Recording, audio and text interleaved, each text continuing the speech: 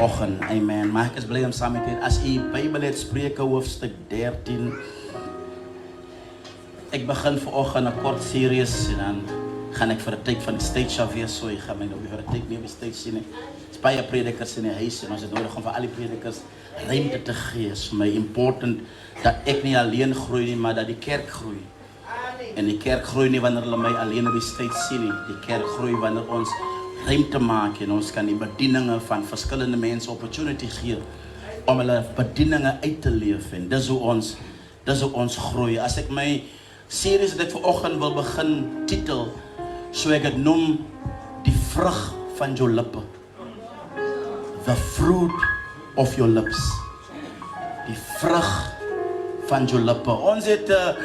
Ons het hier een series gekomen van The Battle of the Mind. Is daar iemand wat een seën ontvangen uit de tijd? Is daar iemand wat een seën ontvangen? Is daar iemand voor je mind change geencountered? En ik heb voor mezelf gezegd, ik is klaar nou oor het gaan minister. Vanochtend toen ik in de huis uitstap, toen wijs die Here my 'n skrif. Toen wijs die Here my 'n skrif wat Jesus met die disciples, of Paulus met ons praat. En Paulus maakt een statement, hij zei, hij wat met die geest van God gevul is, hij heeft die mind van Christus. He who is filled by the Spirit has the mind of Christ. So, ik ga op een zaterdagochtend een series doen.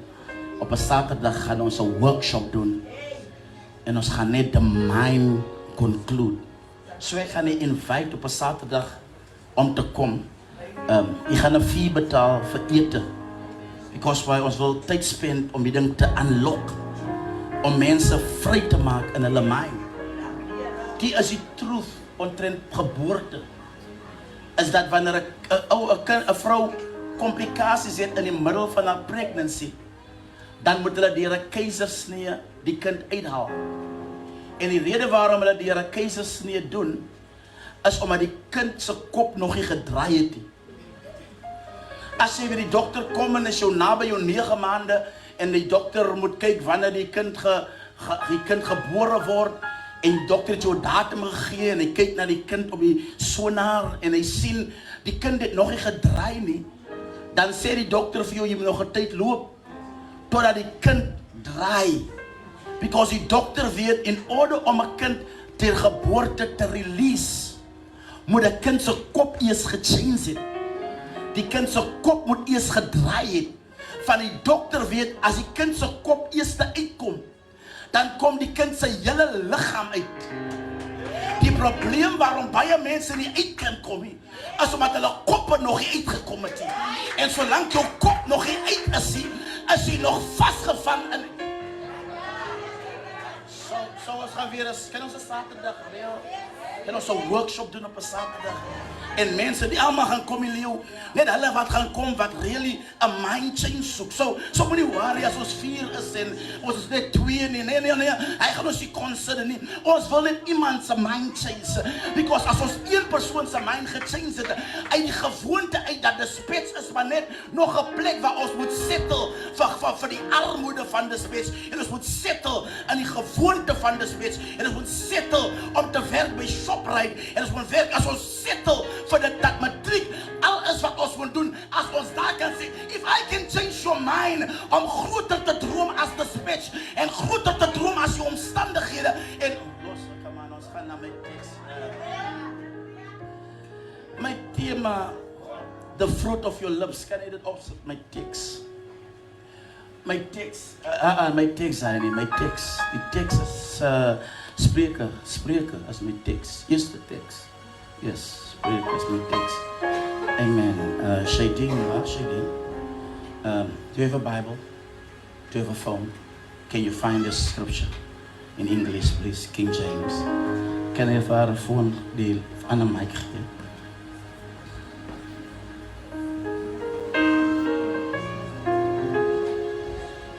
Check sound. Hallelujah. Oké vanochtend. Halleluja. Ik wil iemand helpen. Amen. Ik wil iemand helpen. Sê my wanneer jy dit het, sweetie. Spreuke, Proverbs 13. Proverbs 13, 2 and 3. Do we have it? You got it? Almost. Almost. Say almost. Okay, almost. Mas maak enige ding 'n break opportunity. Okay, wait for me. Ek gaan lees Spreuke 13, 2 tot 3. En die vrug van die vrug van iemand se mond eet hy die goeie. Maar die begeerte van die ontroues is 'n daad van geweld. Wie sy mond bewaar sy lewe. Wie sy lippe wyd oopmaak, vir hom is daar ondergang. Read it for me now. For the fruit of their lips people enjoy good. From the fruit of their lips people enjoy good things. But the unfaithful have an appetite for violence. Those who guard their lips preserve their lives, but those who speak rashly will come to ruin. Vader, seën net u woord vanoggend tot ons harte. Laat u woord, Here, gestand doen waarvoor u dit gestuur het. In die naam van Jesus. Amen en amen. Vers 3, wie sy mond bewaak, wie wag het by sy mond, bewaar sy lewe. Hy wie sy lippe wyd oopmaak, vir hom is daar ondergang. Dis Februarie maand, dis die maand van liefde. Februarie maand, dis die maand van liefde. Oh, en as jy nou gister by was dit nou Valentine's Day en ek het besonder deur die mense se profiles gegaan om te sien wie is jou Valentine en te sien wie is die mense wie jy so lief het en wie jy so admire en ek het Melanie gesien, ek het vir Abby gesien en ek het die woorde gesien wat die diebare sit, ek het vir Liesel gesien wat vir Oudie Denay so vele male gepost het, ek het gesien, ek kan nie so pas de Konrad praat, hy post sy vrou elke dag, hy wag nie vir Valentine nie, hy post, hoe het sy hom langs gegeer het of nie, hy post net, amen, en as ons honger is of nie, amen, die dienaar sê net, as Desdi. So jy gister gekyk hoe mense post en ek het ander mense gewaarsku om nie net te post randomly nie. Wees versigtig wie jy post, dit mag iemand anders se Valentine wees. Wie jy post so, maak net seker wanneer jy post is jou Valentine. En ek het mense gewoon dat hulle net versigtig wees hoe hulle goed doen, maar dit was gister Valentine's Day, 'n tyd van liefde, 'n tyd waar ons liefde aan mekaar bewys en mekaar wys hoe lief ons mekaar het. Ja, en van die broers het die deel geneem nie, because hulle sê hulle neem nie deel aan satanisme nie. So ja, ons respek hulle ook, amen. So ja, ons praat omtrent liefde en hoe liefde aan mekaar bewys word. Daar is 8 Griekse woorde vir liefde. Daar is 8 Griekse woorde vir liefde. Nou ken jy daai vir my sê die eerste een. Daar is 8 Griekse woorde vir liefde. Die een woord is eros, which means sexual or passionate love. Die tweede een is philia, which means love between friends based on trust and mutual respect. Die ander een is storge. It means love between family and family members. The other one is ludus, which means playful love that involves flirting or casual relationships. 5 is pragma, which means long-lasting love grounded in commitment, duty, and responsibility. The other one is philia, which means self-love and self-compassion. The other one is mania, which means obsessive love. And the other one is agape, unconditional, selfless love for everyone and everything. 8 Griekse woorde. 7 van die woorde is woorde wat ons almal maar kan doen. Ons almal kan mekaar lief hê. Ons almal kan passionate lief hê. Ons almal kan verskillende, die 7 reflect die tipe liefde wat mense en vriende en familie tussen mekaar het, wat lovers tussen mekaar het. Die eerste 7 reflect, die 8ste een, however, is iets wat baie gevind word. Ek dink die liefde liefde wat ons hiervan praat. Agape. Die enigste mense wat naby agape liefde kom is ouers wat hulle kinders kan lief hê sonder kondisies. Van al die ander 7 liefde is gebuis op conditions, gebuis op iets wat jy doen, iets wat my attracted maak van jou, iets wat jy gesê het of wat hoe jy my laat voel. Maar agape is 'n liefde sonder kondisies. Die enigste mense soos ek sê wat naby dit kan kom, because agape reflekteer God se liefde, God se liefde wat hy vir ons het, dat God ons lief gehad het toe ons hom nie eens lief gehad het nie, dat God vir ons iemand sy sin laat sterwe het, toe ons is dit verdien het, die agape liefde. Van as jy wil weet hoe mature jou liefde is, dan moet jy kyk of jy iemand kan lief het, whether die persoon die jou liefde verdien of nie. Whether iemand deserve om jou lief te hê, om hom lief te hê of nie. Want as jy iemand so lief kan hê, dan het jy gegroei in jou liefde. As jy met my vanoggend, as jy met my vanoggend, ek is 48 jaar oud, ek word 49 volgende maand, die 4de, laat ek julle net remind, as 'n gemeente, die 4de, die broers, kinderkerk, ek wil net remind, die 4de maand, dan word ek 49 jaar oud, en volgende jaar is ek 50, en in my 50 jaar het ek 'n paar goed opgelet, omtrent liefde, ek het 'n paar goed geleer omtrent liefde, wat ek graag met u wil share, wat ek omtrent liefde geleer het, die een ding, wat ek omtrent liefde geleer het, is dat liefde is 'n keuse. Liefde is 'n choice. Amen.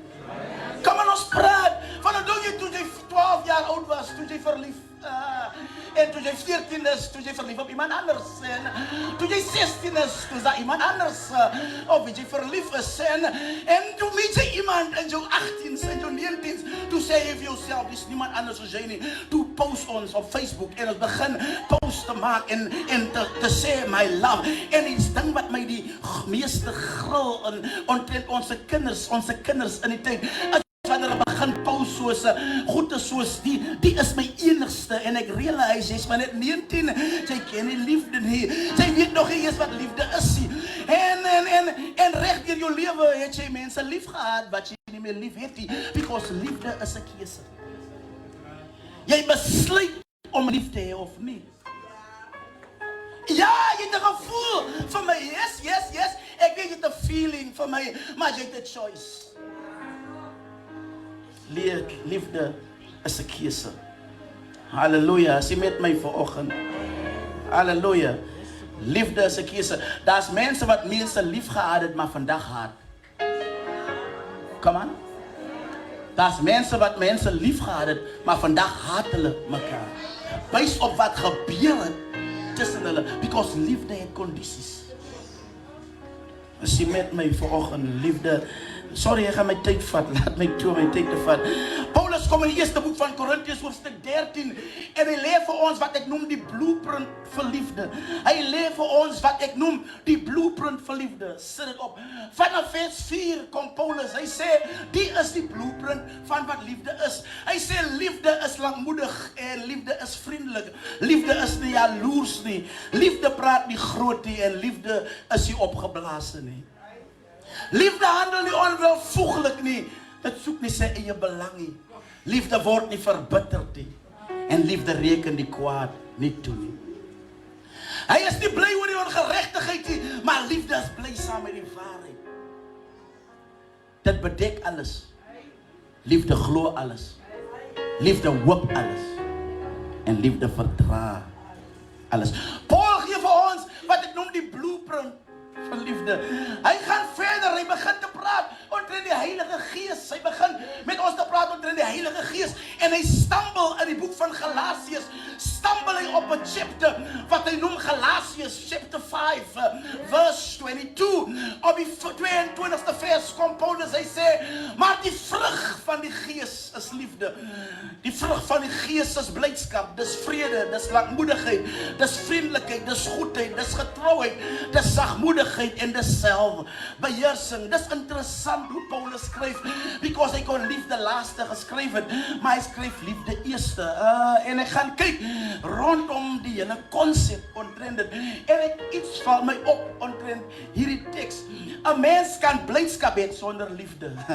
'n Mens kan vrede hê sonder liefde. 'n Mens kan lankmoedig wees sonder liefde. Jy kan vriendelik wees sonder liefde. Jy kan goedheid hê sonder liefde. Jy kan getrouheid hê sonder liefde. Jy kan sagmoedig wees sonder liefde. Jy kan jouself beheer sonder om lief te hê. Maar dis die truth. Jy kan nie lief hê sonder blydskap nie. En jy kan nie lief hê sonder vrede nie. Jy kan hulle doen sonder liefde. Maar liefde is die refleksie van hulle almal. When you love, dan jy no choice om my te verdra. As jy lief het jy no choice om my te vergewe. Because die reflection van liefde is reeds hierin. Dat jy teenoor my goed kan wees, al is ek nie goed teenoor jou nie. Dat jy my kan verdra en lankmoedig my wees, al het ek het nie verdien nie. Because liefde is die refleksie. So moet nooit gevoel word deur iemand wat lagmoedig is nie, dat hy lagmoedigheid beteken nie, hy het my liefie. Maar as jy regtig my liefde vir jou wil meet my liefde, of ek kan jou verdra, en of ek met jou vriendelik kan wees, wat liefde really is. As jy nog met my is, kan ons dit nog afbreek. En ek study die goed, because ek wil dit verstaan, ek wil dit verstaan, en ek sien toe ek weer na al die goed kyk, toe sien ek al die goed praat van the state of your mind. Because why? Jy moet in jou mind besluit om lankmoedig te wees. Van, is a choice. Jy kan my verdra of nie. Jy kan uitvaar teen my. Jy kan uitbars wanneer ek jou kwaad maak. Of jy kan my verdra. Wie die mense waarin ek praat? Weet jy waarin ek praat? Amen. Want jy wou iets gesê, maar toe bedink jy jouself. Amen. En jy sal altyd hoor, wanneer mense rou wil wees, dan sê hulle, let me speak my mind. Sjoe, wanneer hy so sê, moet jy weet, wat ook al hy opgebottel het, wat ook al hy nou hier gesit het, gaan hy nou release. Amen. Nou moet jy gereed wees, because why, nou gaan hy nie mind oor hoe jy gaan voel nie. Hy gaan jou sê, net soos hy dink. Because now, speaking his mind. Toe ek oor die mind dink, Leo, toe ek dink oor dit, toe besef ek iets. Daar is een ding in lewe, wat 'n refleksie is, van wat op jou mind is. En dit is jou mond. As jy wil weet, wat op